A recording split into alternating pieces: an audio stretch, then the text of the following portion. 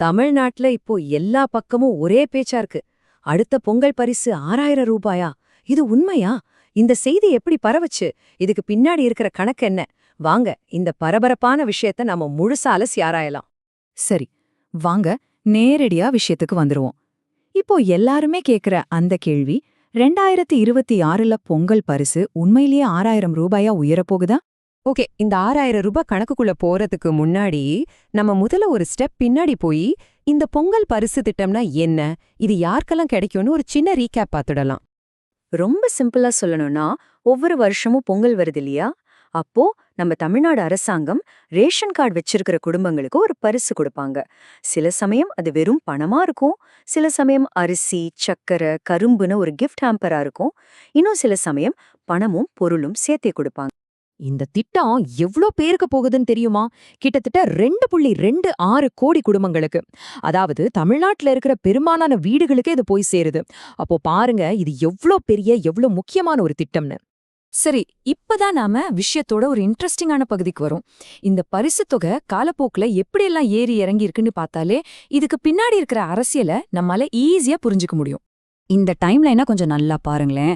அதிமுக ஆட்சியில 100 ரூபாயில ஆரம்பிச்சு அப்புறம் 1000 ரூபாயா ஆச்சு. 2021ல பாருங்க, திடீர்னு 2500 ரூபாய், அது ஒரு ரெக்கார்டு. அப்புறம் திமுக ஆட்சிக்கு வந்ததும் 2022ல பணமே இல்ல, ஆனா 21 பொருட்கள் அடங்கிய ஒரு பெரிய கிஃப்ட் ஆம்பர். அடுத்த வருஷம் மறுபடியும் 1000 ரூபாய் பணமும் பொருளும். ஆனா 2025ல நிதி நெருக்கடின்னு சொல்லி வெறும் பொருட்கள் மட்டும்தான். சோ இதுல இருந்து என்ன தெரியுது? இது வெறும் பரிசு இல்ல, ஒரு அரசியல் களம்னே சொல்லலாம். ஒவ்வொரு தேர்தலுக்கு முன்னாடியும் இந்த தொகை ஒரு பெரிய விவாதமா மாறுது. ஆனா ஒன்னு தெரிஞ்சுக்கோங்க, இந்த பொங்கல் பரிசுங்கிறது ஒரு தனிப்பட்ட விஷயம் கிடையாது. இது அரசாங்கம் கொடுக்கிற பல நலத்திட்டங்கள்ல ஒண்ணுதான். உங்களுக்கு ஞாபகம் இருக்கும்னு நினைக்கிறேன், கொரோனா நேரத்துல ஒரு பெரிய கஷ்டம் வந்தப்போ எல்லா குடும்பங்களுக்கும் 2 தவணையா மொத்தம் 4000 ரூபாய் நிவாரண நிதி கொடுத்தாங்க இல்லையா? அதே மாதிரி இப்போ ரொம்ப முக்கியமா பேசப்படுற ஒரு திட்டம் மகளிருக்கான உரிமை தொகை திட்டம். குடும்ப தலைவிகளுக்கு மாசம் மாசம் 1000 ரூபாய் கொடுக்கறாங்க. இது அவங்களோட பொருளாதார சுதந்திரத்துக்கு ஒரு பெரிய உதவியா இருக்கு. இது மட்டும் இல்லாம மகளிருக்கான இலவச பஸ் பயணம், அப்புறம் நகைக்கடன் தள்ளுபடி, விபத்துல சிக்கிறவங்களுக்கு உதவி பண்ற இன்னுயிர் காப்பும் திட்டம், காலேஜ் படிக்கிற மாணவிகளுக்கு மாசம் 1000, இப்போ மாணவர்களுக்கும் மாசம் 1000ன்னு இப்படி நிறைய திட்டங்கள் தொடர்ந்து வந்துகிட்டே இருக்கு. இதுல இருந்து நலத்திட்டங்களுக்கு அரசாங்கம் கொடுக்கிற முக்கியத்துவத்தை நம்மால புரிஞ்சுக்க முடியுது. ஓகே, இப்போ இந்த எல்லா திட்டங்களையும் ஏன் சொன்னேன்னு உங்களுக்கு ஒரு கேள்வி வரலாம். வாங்க, இது எல்லாத்துக்கும் நம்ம பேசுற அந்த 6000 ரூபாய் பொங்கல் பரிசுக்கும் என்ன சம்பந்தம்னு பார்க்கலாம். இப்ப கல நிலவரம் என்னன்னா, 2 நம்பர்ஸ் ரொம்ப அடிபடுது. பொங்கல் பரிசு 3000 ரூபாயா இருக்கலான்னு மீடியால சில செய்திகள் வருது. இன்னொரு பக்கம் எதிர்க்கட்சிகள் என்ன சொல்றாங்கன்னா, அதெல்லாம் பத்தாது, 5000 ரூபாய் கொடுக்கணும்னு டிமாண்ட் பண்றாங்க. சரி, ஒரு பக்கம் 3000, இன்னொரு பக்கம் 5000 ரூபாய். அப்போ இந்த 6000 ரூபாய்ங்கிற நம்பர் மட்டும் எப்படி, எங்கிருந்து திடீர்னு வந்துச்சு? இதுதான் இப்போ சுவாரஸ்யமான கேள்வி. இங்கதான் ஒரு சின்ன ட்விஸ்ட் இருக்கு. இந்த 6000 ரூபாய்ங்கிறது அரசாங்கம் ஒரே பரிசா கொடுக்க போற தொகை இல்ல.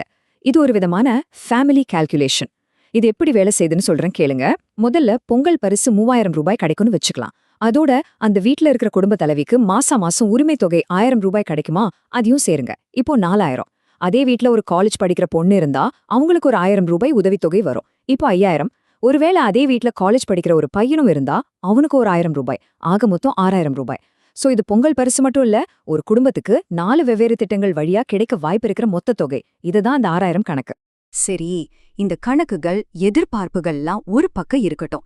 இதுக்கு பின்னாடி இருக்கிற அரசியலை புரிஞ்சுக்கிறது ரொம்பவே முக்கியம். ஏன் இந்த டைமிங் ரொம்ப முக்கியம்னு சொல்றேன்னா, 2026ல சட்டமன்ற தேர்தல் வரப்போகுது. அதனால அந்த வருஷம் கொடுக்கிற பொங்கல் பரிசு இருக்கு இல்லையா, அது வெறும் ஒரு பரிசு திட்டமா மட்டும் பார்க்கப்படாது. அது ஒரு பெரிய தேர்தல் வாக்குறுதியா, ஒரு தேர்தல் வியூகமா தான் பார்க்கப்படும். இப்போதைக்கு கிடைச்சிருக்கிற தகவல் படி முதலமைச்சர் இது சம்பந்தமா ஆலோசனை கூட்டங்கள் நடத்திட்டு வர்றார். சோ இன்னும் கொஞ்ச நாள்ல இத பத்தி ஒரு அதிகாரப்பூர்வ அறிவிப்பு வரும்னு நாம எதிர்பார்க்கலாம். இந்த எல்லா விஷயங்களையும் பார்த்ததுக்கு அப்புறம் நம்ம எல்லார்கிட்டயும் ஒரு கேள்வி எழும். இந்த மாதிரி பெரிய பரிசு திட்டங்கள் உண்மையிலேயே மக்களோட நலனுக்காக, அவங்க வாழ்க்கைய மேம்படுத்துறதுக்காக கொண்டு வரப்படுதா, இல்ல இது வெறும் தேர்தல்ல ஜெயிக்கிறதுக்கான ஒரு உத்தியா மட்டும் பார்க்கப்படுதா? இது ஒரு முக்கியமான விவாதம். இத பத்தி நீங்க என்ன நினைக்கிறீங்க?